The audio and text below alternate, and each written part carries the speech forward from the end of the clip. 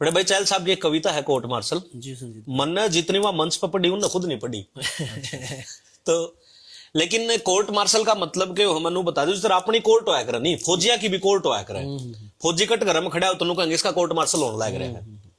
तो कविता है या कि आर्मी कोर्ट रूम में आज एक केस अनोखा अड़ा था। छाती तान अफसरों के आगे फौजी बलवान खड़ा था। बिन हुक्म बलवान तूने ये कदम कैसे उठा लिया, किससे पूछ के उस रात तू दुश्मन की सीमा में जा लिया। बलवान बोला सर जी ये बताओ कि वो किससे पूछ के आए थे, सोए फौजियों का सिर काटने का फरमान कौन से बाप से लाए थे। वाह वाह। अब बलवान का जवाब में सवाल दागना अफसरों को पसंद नहीं आया और बीच वाले अफसर ने लिखने के लिए जल्दी से पेन उठाया। एक बोला कि बलवान हमें ऊपर जवाब देना है, तेरे काटे हुए सिर का पूरा हिसाब देना है। तेरी इस करतूत ने हमारी नाक कटवा दी, अंतरराष्ट्रीय बिरादरी में तूने थू थू करवा दी।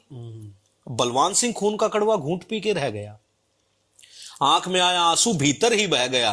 बोला साहब जी अगर कोई आपकी मां की इज्जत लूटता हो, आपकी बहन बेटी या पत्नी को सरेआम मारता कूटता हो, तो आप पहले अपने बाप का हुक्मनामा लाओगे या घर की लूटती इज्जत को खुद बचाओगे। अफसर नीचे झांकने लगा, एक ही जगह पर ताकने लगा। बलवान बोला साहब जी गांव का गवार हूं, बस इतना जानता हूं कौन कहां है देश का दुश्मन, सरहद पे खड़ा खड़ा पहचानता हूं। सीधा सा आदमी हूं साहब, मैं कोई आंधी नहीं हूं, और थप्पड़ खा के गाल आगे कर दूं मैं वो गांधी नहीं हूं। अगर सरहद पे खड़े होकर गोली न चलाने की मुनादी है तो साहब माफ करना, ये काहे की आजादी है। और सुनो साहब जी, सरहद पे छिड़ी जब जब भी लड़ाई है, भारत मां दुश्मन से नहीं आप जैसों से हारती आई है। ये वोटों की राजनीति लोकतंत्र का मैल है, भारतीय सेना इस राजनीति की रखेल है। ये हमें क्या हुक्म देंगे जो खुद ही भिखारी हैं, किन्नर हैं सारे के सारे, ना कोई नर है ना कोई नारी है। और ज्यादा कुछ कहूं तो साहब दोनों हाथ जोड़ के माफी है, दुश्मन का पेशाब निकालने के लिए हमारी आंख ही काफी है। और साहब एक बात बताओ, वर्तमान से थोड़ा सा पीछे जाओ, जब कारगिल में अपना पंजाब वाला यार जसवंत खोया था, आप गवाओ साहब उस दिन मैं बिल्कुल भी नहीं रोया था। खुद उसके शरीर को गांव में जाकर उतार कर आया था, उसके दोनों बच्चों के सिर साहब मैं पुचकार कर आया था।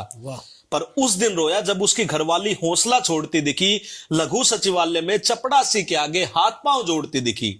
आग लग गई साहब, दिल किया सबके छक्के छुड़ा दूं, चपड़ासी और चरित्रहीन अफसर को मैं गोली से उड़ा दूं। 1 लाख की आस में भाभी आज भी धक्के खाती है, 2 मासूमों की चमड़ी धूप में यूं ही झुलस जाती है। और साहब शहीद जोगिंदर सिंह को तो नहीं भूले होंगे आप, घर में जवान बहन थी जिसकी अंधा था जिसका बाप।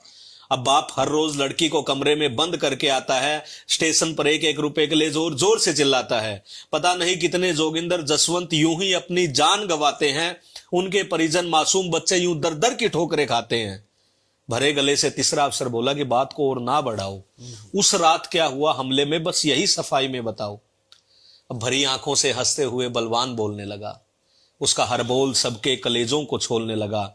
साहब उस हमले की रात हमने संदेश भेजे लगातार 7, पर हर बार की तरह कोई जवाब नहीं आया। 2 जवान मारे गए, कोई हिसाब नहीं आया।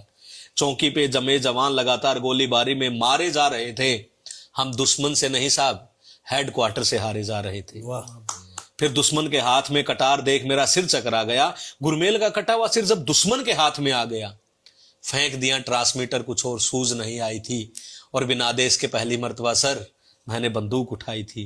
गुरमेल का सिर लिए दुश्मन रेखा पार कर गया, पीछे पीछे मैं भी अपने पांव उसकी धरती पे धर गया, पर वापिस हार का मुंह न देख कर आया हूं। वो 1 काट कर ले गए थे, मैं 2 काट कर लाया हूं।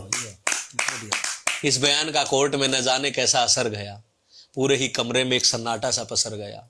पूरे का पूरा माहौल बस एक ही सवाल में खो रहा था कि कोर्ट मार्शल फौजी का था या पूरे देश का हो रहा था। कोर्ट मार्शल फौजी का था या पूरे देश का हो रहा था।